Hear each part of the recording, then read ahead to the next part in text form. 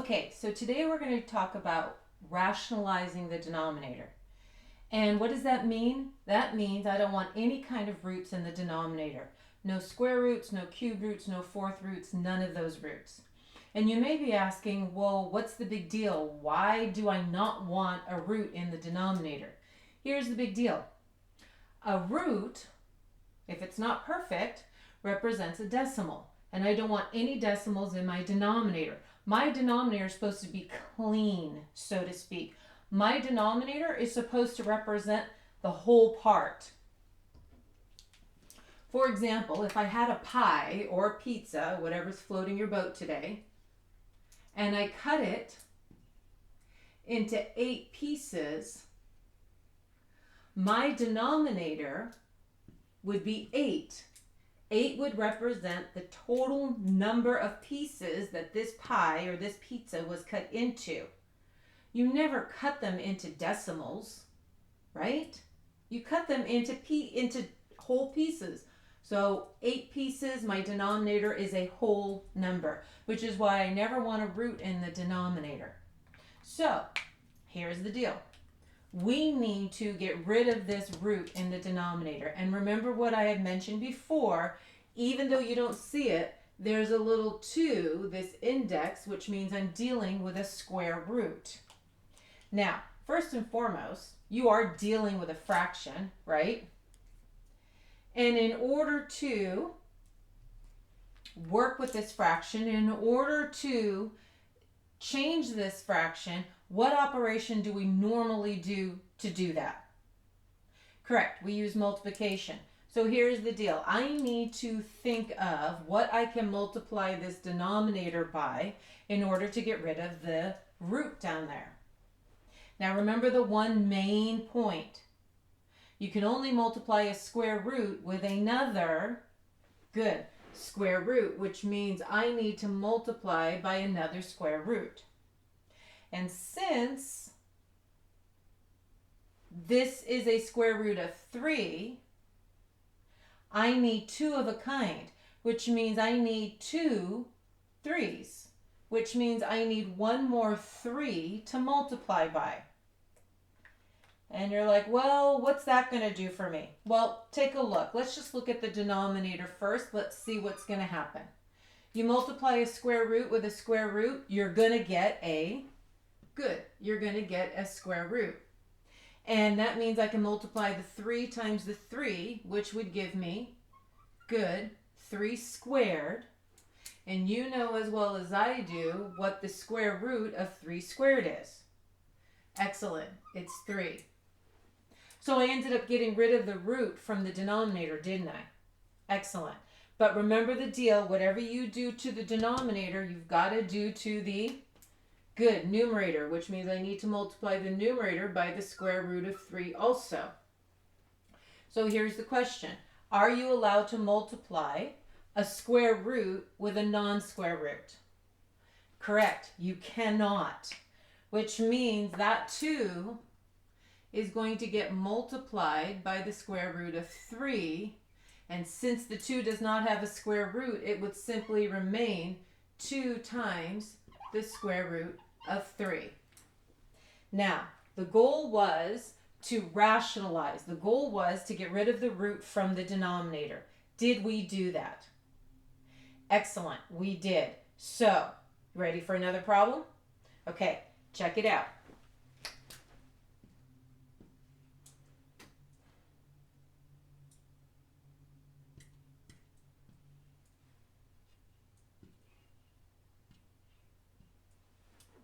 Now in this denominator, I have a cubed root. No big deal.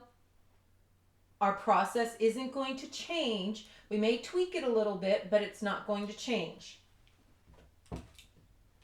So here's the deal. Here's the question. What operation do we use to change the look of a fraction? Excellent. Multiplication, which means I need to multiply this cubed root by something. Well, you can only multiply a cubed root with another cubed root. Now, cubed root means you need how many of a kind? Great, you need 3 of a kind. So question, how many 5s are under here? Good, 1/5. But cubed root means I need 3 of a kind. So I actually need how many 5s? I need a total of 3 5s, which means I need 2 more 5s. So let's look at the denominator. Let's make sure this is panning out. Let's make sure it's working. So when you multiply a cubed root with a cubed root, you get a cubed root. And I have 5 times 5 times 5, which means you've got 5 to the power of 3.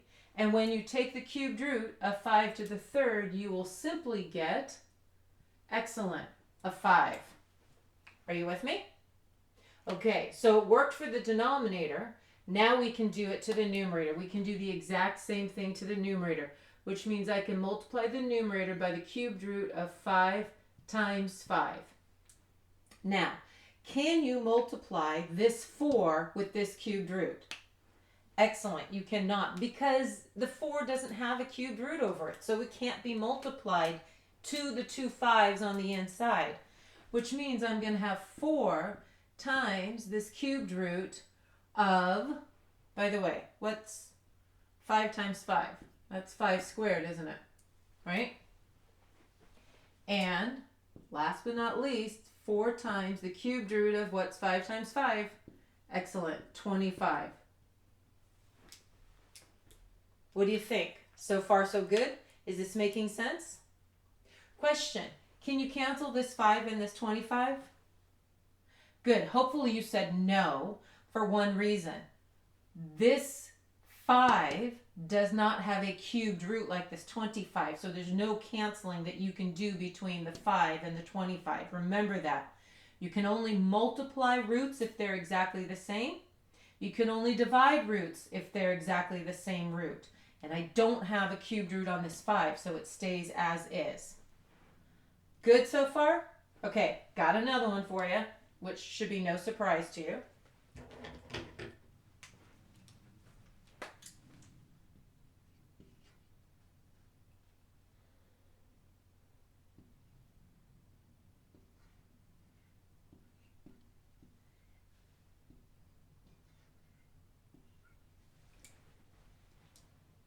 Okay, so let's take a look at this problem. I have a square root on the bottom. The square root is 6, yes? Don't want the square root, do I? So that means I need to get rid of it, which means you can only multiply a square root with another, square root. Now, notice something, this 6. Is it a prime number? You know, this 3 was a prime number. This 5 is a prime number, but is 6 a prime number? Good, it's not. 6 is not a prime number. 6 can be broken down to 2 times 3, can't it? So, here's my recommendation. It's not going to make a lot of difference in this problem, but in another problem or two that I'm going to give you, it's going to make a difference. So here's my recommendation. When the number that you're trying to remove the root from is not prime, do this little factor tree. Break it down. Let's see what this looks like. Technically, this 6 can be rewritten as 2 times 3, which means I have 1 2 and 1 3 under here, don't I? Which means I need to multiply by 1 more 2 and 1 more 3. Cool? All right, so let's see what this looks like. A square root can get multiplied with a square root, so it'll give me a good square root. I'm not looking at the 6, I'm looking at the 2 times the 3, and I'm multiplying by another 2 and another 3, which gives me 2 to the second times 3 to the second. Right? Okay, keep watching. Well, what's the square root? Or I should say, I'm taking the square root of 2 to the second times the square root of 3 to the second. Remember, you can split them apart since there's multiplication in between them, which will simply give me 2 times 3, which is still 6. In this case, it's not making any big deal. But in another problem I'm going to give you, it's going to make a big deal that this number needs to get broken down. So, now, since it worked for the denominator, I can do it to the numerator. So I'm going to multiply the numerator by the square root of 2 times 3. So in this case, my numerator's got a square root, doesn't it? So can I multiply a square root with a square root? I sure can. So that means I get a square root, doesn't it? And I have a 7 times a 2 times a 3, don't I? Well, here's the deal. You need to multiply 7 times 2 times 3. Well, it's up to you which way you want to multiply them. I'm just going to say 7 times 6, which is the square root of, 42. My question to you is this. Can I take any number out of the square root of 42? Can I break that down at all? And if you're like, I'm not sure, well, go back to here. 42 was made up of 7 times 2 times 3, wasn't it? Those are all prime numbers, aren't they? There's no 2 of a kind, is there? So can I take the square root of 42 at all? Good. The answer is no, which means your final answer would be the square root of 42 over 6. And one last question. Can you divide the 42 and the 6? Excellent. Hopefully you said no. Loving it. So hang in there. I'll be back with some more problems. Okay, so I told you I'd be back. So here's our fourth example. Again, I have a square root in the bottom in the denominator. Not allowed to have a square root in the denominator, so I need to get rid of it. So, as we've discussed before, the only way to get rid of a square root when it's in a fraction is by multiplying by a square root. So, now, in this case, do you notice the 45 is not a prime number? So that means I'm going to come over here and do some side work, and I'm going to break down this 45. And you know as well as I do that 45 breaks down to 5 times 9, and 9 becomes 3 times 3. So 45 can be rewritten as 3 to the second times 5. Cool? Okay, so here's what that tells me. What that tells me is I'm not going to multiply by a square root yet. I've got something else to do first. I have to simplify, if possible, this square root of 45. So, let's take a look at this, all right? I am going to rewrite this as the square root of 3 to the second times 5. All right? That's what the square root of 45 looks like. And when I break it down even further, it becomes the square root of 3 to the second times the square root of 5. Right?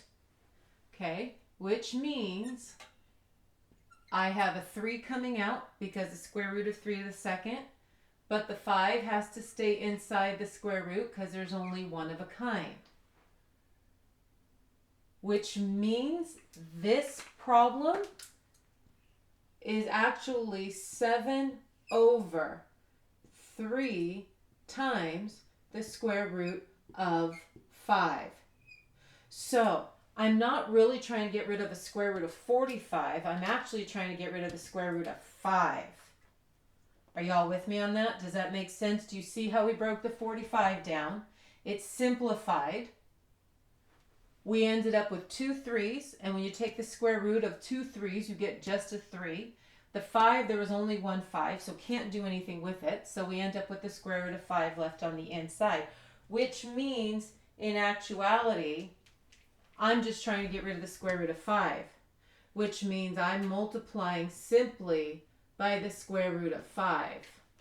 Not 45, but 5 only. Does that make sense? Okay, so let's look at the denominator. Let's see what it looks like. I have 3 times the square root of 5 to the second, don't I? All right, and you know what happens when you take the square root of 2 of the same number. That's right, you just get that number, which means in this case, I have a 15 on the denominator. Well, since it worked for the denominator, it's certainly going to work for the numerator.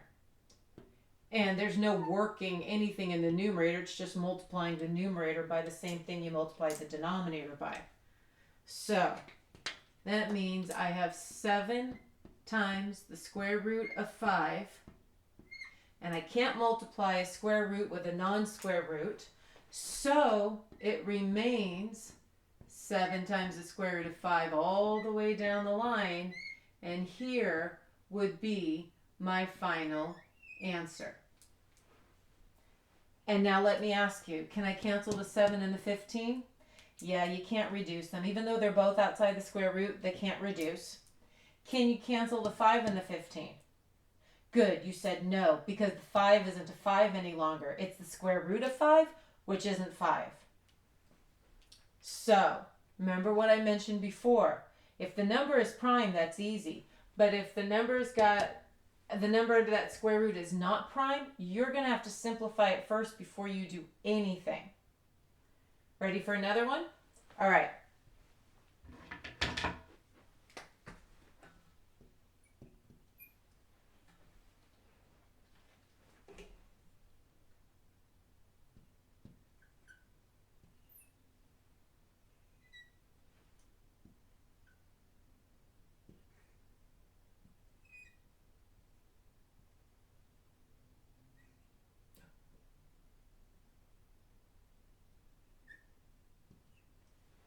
I changed my mind in midstream. Sorry. So we have -3 over the cubed root of 18. Now, question for you. Can I leave a cubed root on the bottom? Good. You can't. Not allowed. So, but is 18 a prime number? Good, it's not, which means we should come over here and break down this 18 and see what it breaks down to. That's a 2 and a 9. That's a 3 and a 3. So I have 3 to the second times 2. And I'm dealing with a cubed root. So, let me rewrite this so we can see it a little bit better.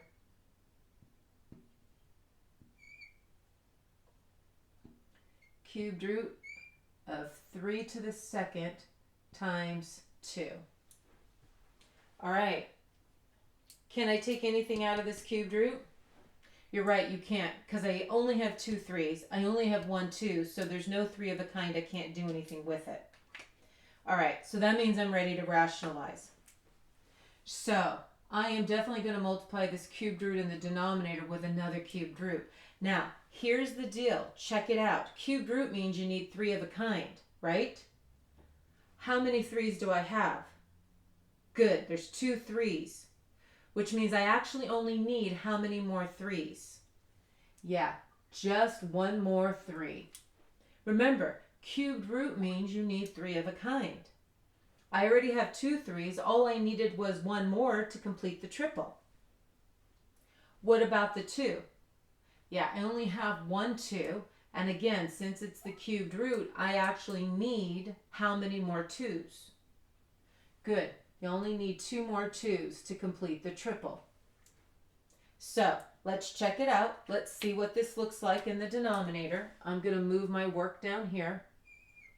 A cubed root times a cubed root is a, good, cubed root.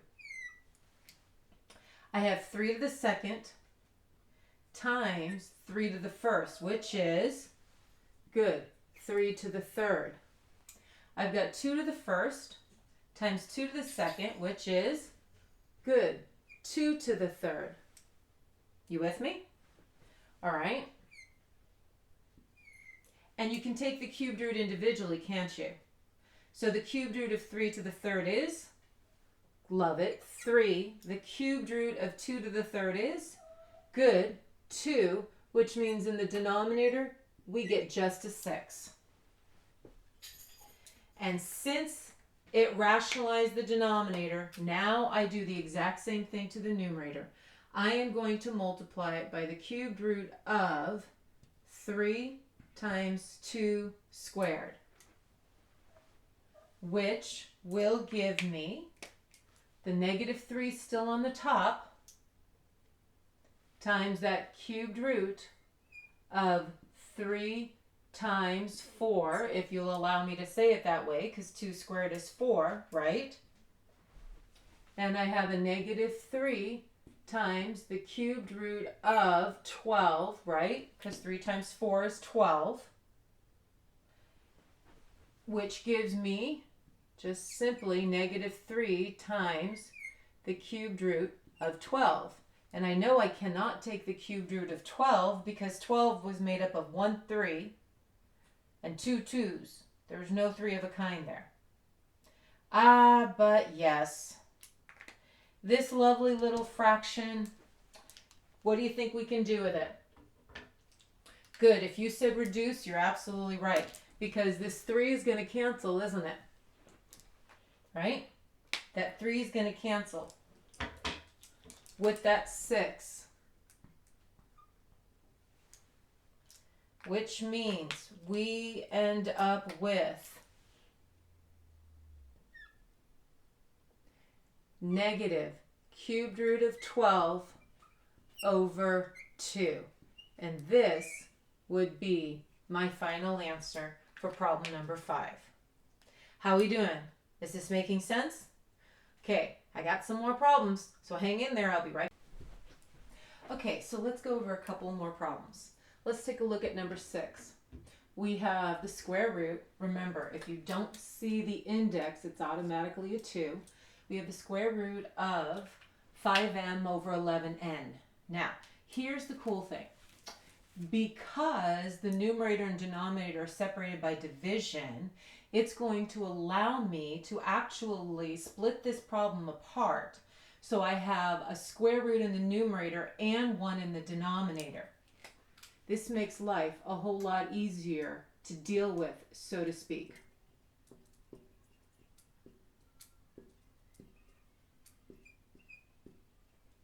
Okay, now I can see what's really in the denominator. In the denominator, I've got the square root of 11n.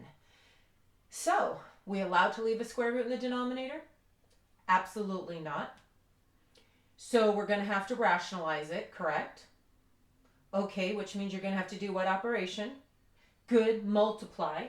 So, I have to multiply the denominator by something. Okay, so the denominator has a square root in it, which means you're going to multiply it by a, good, square root. And the 11 and the n. What's the operation between the 11 and the n? Yeah, multiplication, which means they're not glued together, so I can look at them separately. So, question then, is the 11 prime? Good. And since it's a square root, I need how many of a kind? Good, 2 of them. Since I only have one 11, I need another 11 to make a total of 2. The n, since it's attached by multiplication, I can look at it separately, which means there's only one n here, which means I need a second n, so I'm going to multiply it by that second n. Now, let's look at the denominator. Let's make certain that what we decided to multiply is working in the denominator. And if it works for the denominator, then we can multiply the numerator. So, a square root times a square root is a, good, square root. 11 times 11, good, 11 squared. N times n, good, n squared. And since there is still multiplication between these, I can take the square root of 11 squared, which is just, good, 11, And I can take the square root of n squared, which would just be, good, n. So we got rid of the denominator, we got rid of the square root from the denominator, which means what we multiplied by works, which means I get to multiply the numerator by the exact same thing. Okay, so same question. What's a square root times a square root? Good, a square root. So I have multiplication between the 5 and the m and the 11 and the n. So I just multiply things that are the same, don't I? So 5 times 11, good. And then you get to do m times n, right? Which will give us the square root of 55 mn. Love it. So, what do you think? Can we do anything with this final answer? Can we reduce it at all? Can we take the square root of 55?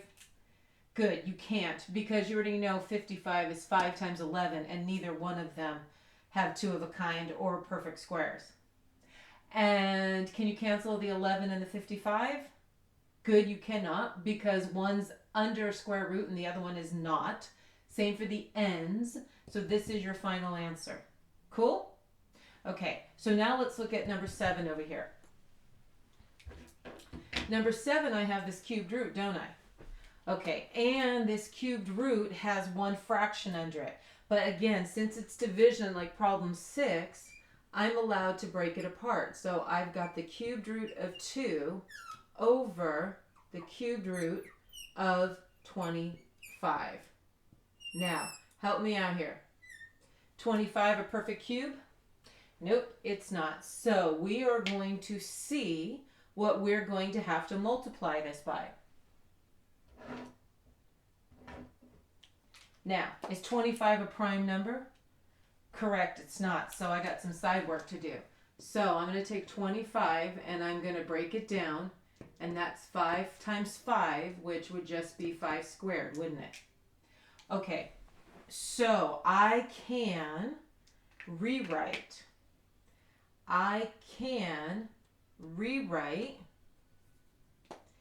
this cubed root of 25 as the cubed root of 5 to the power of 2, can't I? I still have that cubed root of 2 on the top. So now, let's see what we're going to multiply by. We are multiplying by a cubed root. Remember, that cubed root means I need 3 of a kind. I only have 2 5s here, which means I need how many more? Good, just one more. So, let's take a look what happens when we multiply the denominator together. Got to make sure that what we're multiplying by works, because if it doesn't work, there's no sense in multiplying the numerator by it. So, cubed root times a cubed root is a, good, cubed root.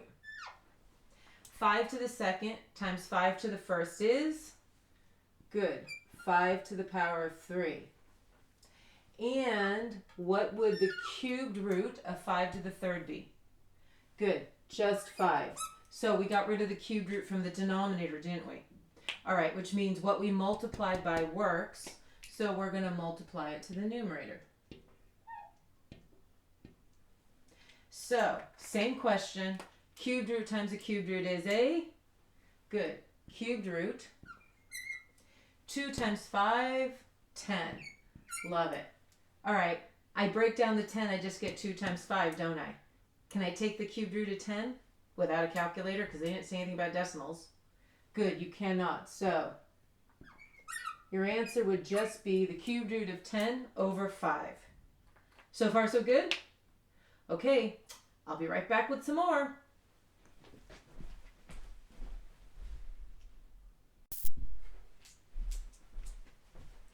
Okay, so let's take a look at this problem. We have 3 over 2 plus square root of 7. Now, notice in this case, I have 2 items, so to speak, in the denominator, 2 terms, and they're attached by addition. You know, in the last problem, problem number 6, we had the two numbers in the denominator. We have an 11 and an n, but they were attached by multiplication. This is attached by addition, which makes us treat this differently. I can't look at them separately. Remember, addition and subtraction are super glue. You can't pull them apart. So they're stuck together for life. So here's the deal. I am going to multiply, and I have to multiply two terms by two terms. I just got to figure out what the two terms are. Now, here's the deal.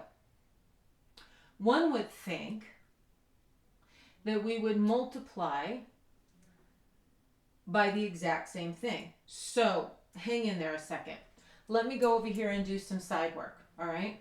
If I take 2 plus the square root of 7 and I multiply it by itself, let's see what happens, okay? Does it get rid of the square root from the bottom? Because that's our whole goal, right? All right, so we're going to distribute the 2 times 2, the 2 times the positive square root of 7. I have the square root of 7 times 2, positive 2. And I have square root of 7 times itself. Right? Okay, well, we certainly have 4. The middle two can combine, can they not? Because they're exact same variable, square root of 7 and square root of 7. And the square root of 7 squared is, good, just 7. Which means I end up with 11 plus 4 square root of 7. If I multiply by the exact same thing, I still have a square root on the bottom. That didn't do me much good. So, let's think again. What happens instead of us multiplying by the exact same thing, we actually switch the sign in the middle. Let's see what happens, okay? So, I am going to do some erasing of signs because I'm multiplying by the exact same numbers. It's just my signs are now going to be a little bit different, right? So let's see. Bear with me. Almost got them all. There we go. Okay. So let's say we're multiplying by 2 minus square root of 7. So we still have 2 times 2, which is 4, right? And we have 2 times negative square root of 7, which will make it negative. I have positive square root of 7 times 2, which is positive, right? And then positive square root of 7 times a negative square root of 7. Yeah, now that sign is negative, but I still have it squared, don't I? So notice what happens. Do you notice the 2 in the middle? I have a minus 2 root 7 and a positive 2 root 7. What are they going to do? Yeah, you know, they're going to cancel out. See ya. Which means since they canceled out, is this 4 root of 7 here? No, this is gone. Completely gone. History, right? Which means I have 4 minus 7. And 4 minus 7 is certainly not this answer here. So let's get rid of this. What is 4 minus 7? Good. Negative 3. So we did get rid of the square root, didn't we? Awesome. Okay. A piece of terminology you need to know.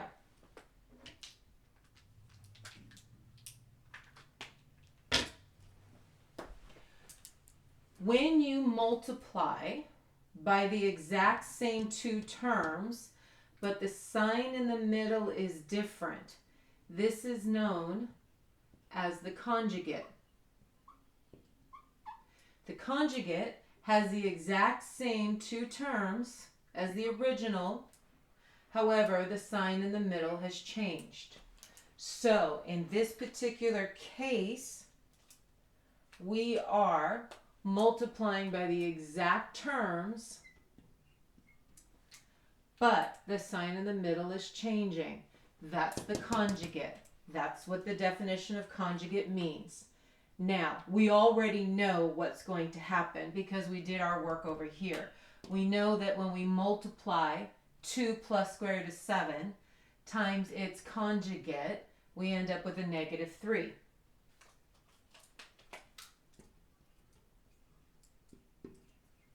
So what we multiplied by works. We got rid of the square root from the denominator. So now I can multiply the numerator by the exact same thing I multiplied the denominator by. And so let's see, when I multiply, I'm not distributing, I'm just writing down the multiplication problem I need to do. Because sometimes it's to our benefit not to distribute yet, because do you notice what's going to happen? Yeah, do you notice those 2 3s cancel out? That's a good thing, isn't it?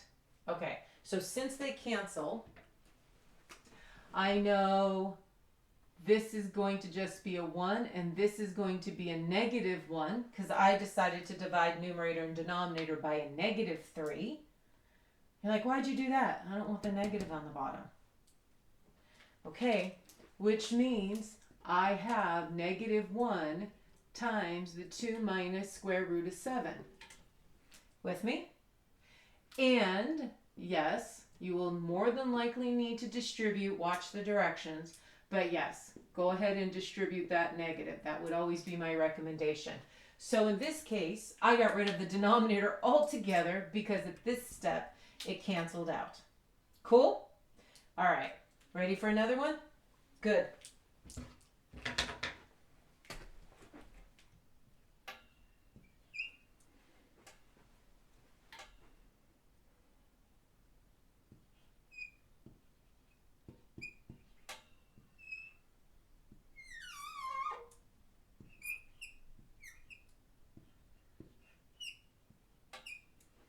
Okay, let's take a look at this one.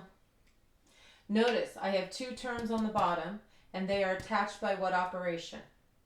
Yeah, they're attached by addition, which means you are going to have to multiply by the conjugate.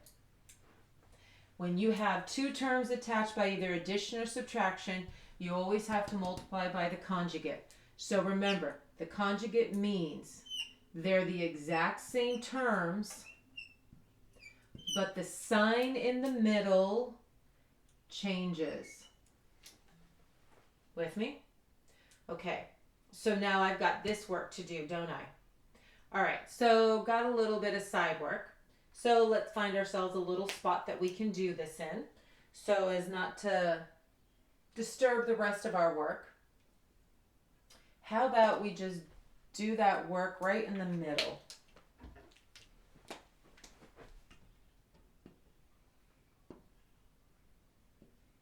Okay, so we're going to take square root of 2 plus square root of 3 multiplied by its conjugate. So square root of 2 times square root of 2. Good. It's the square root of 2 squared. Square root of 2 times negative square root of 3. First off, it's going to be negative, right? Can I multiply a square root with a square root? I certainly can, and I end up with a negative square root of 6. Positive square root of 3 times positive square root of 2. Positive, and yes, 2 square roots can be multiplied together, correct? And then last but not least, a positive times a negative, negative. Square root of 3 times square root of 3. Good. I've got the square root of 3 being squared. Okay, so let's see what's happening. Square root of 2 squared. Good, just a 2. Negative square root of 6 and a positive square root of 6. Yeah, they cancel. See ya. Negative square root of 3 squared is, good, 3. Which means in this case, I get just a negative 1, don't I? So be it. So when I multiply these two together in the denominator, we end up with the denominator being just a -1. That's cool, no problem. Okay, since it worked on the denominator, we're going to multiply it to the numerator and see what we end up with. Okay, so we've got some distribution to do up here also, don't we? So, sounds like I've got more side work, so bear with me. Let me find some room that we can do this side work in, and I think I'll do it right here. I always like to do some side work. So we have the square root of 3 plus 2 and the square root of 2 minus the square root of 3. So let's see what this looks like. Square root of 3 times square root of 2. Good. Square root of 6. Square root of 3 times a negative square root of 3. Good. Negative square root of 3 squared. 2 times root 2. Yeah, you can't really multiply those together. And then 2 times negative square root of 3.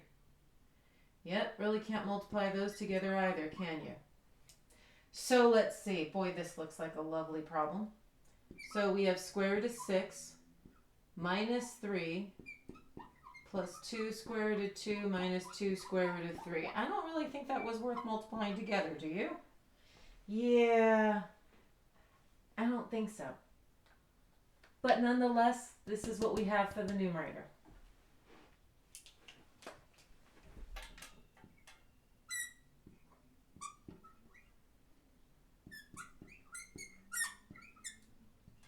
And in actuality, it's kind of nice it didn't come out perfect. That way you don't think all these problems come out perfect. All right, but I am taking this numerator and dividing by a -1, which means what happens to all my signs? Yeah, they're all going to switch, aren't they? So, it's a negative square root of 6, a positive 3, a negative 2 square root of 2, and a positive 2 square root of 3. This would be my answer for number 9. It's a lovely answer, but regardless, this is the answer we get. Cool? Okay, so you have fun rationalizing the denominator. By the way, sometimes they ask you to rationalize the numerator. We do the exact same process, except now we're getting rid of the root in the numerator instead. We don't really use that very often, but you know, they're asking you to get some practice by switching it up. Anyway, you guys have fun with this, and I'll catch you on the flip side.